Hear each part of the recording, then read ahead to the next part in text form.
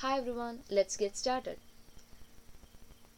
In the last tutorial, we have done an assignment, and in that we have used some built-in functions like isip, sip and rstrip here.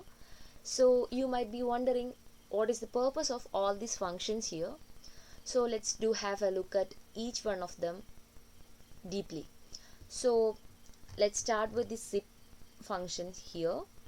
And in order to use all these functions, we have to import that isip from itertools like here, and the sip function returns a list of tuples where the ith tuple contains the ith element from each of the argument sequences or iterables like f1 and f2 here, and the returned list is truncated in length of the length of shortest argument sequence.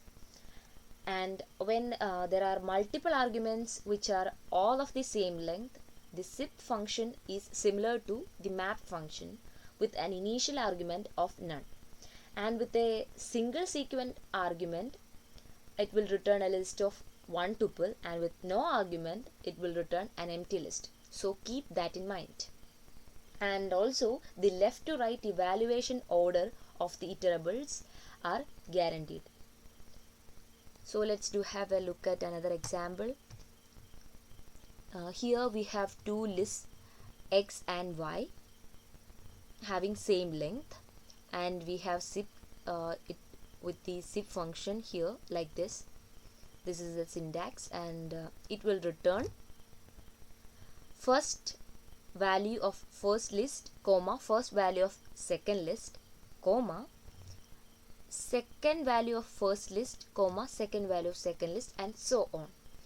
And the sip in conjunction with the star operator like here can be used to unzip a list like the second line, the second last line like here, and this will return true. And now let's have a look at the isip function. The isip function will make an iterator that aggregates element from each of the iterables like sip, except that it returns an iterator instead of a list. So the left to right evaluation order of the iterables is guaranteed in this also. So let's have a look at the example here. In this we have two lists 1 2 3 and ABC here, and we are using this isip function here, and if we are printing the I, then it will print it like this. Here you can see, here we are not having the square brackets like in this, so that's the difference. And it is not separated by a comma also like here. And we have another one which is the isip largest. The difference of isip and isip largest is, if we are using isip, then the ABCD and XY will be isipped like A, X and B, Y like this. And in the case of isip largest, it will be like ABCD, XY, and we can also supply a fill value like a minus here, and this will be giving us AX, BY, same as this isip, and the fill value is combined with the C and D like C dash and D dash like this. So if we are using isip, then we will not get the C dash D dash like here, and we won't able to supply a fill value like here. So that's all about ISIP, SIP and ISIP longest. Now we have another one, the R strip.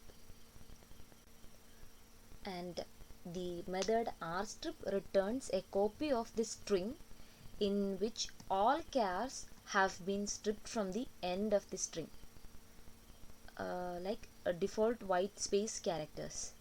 So let's do have first example. Here we have spacious, and before s and after this s we have lot of white spaces, and after this, since we are using R strip, the it will strip the right side of s and we get spacious like here.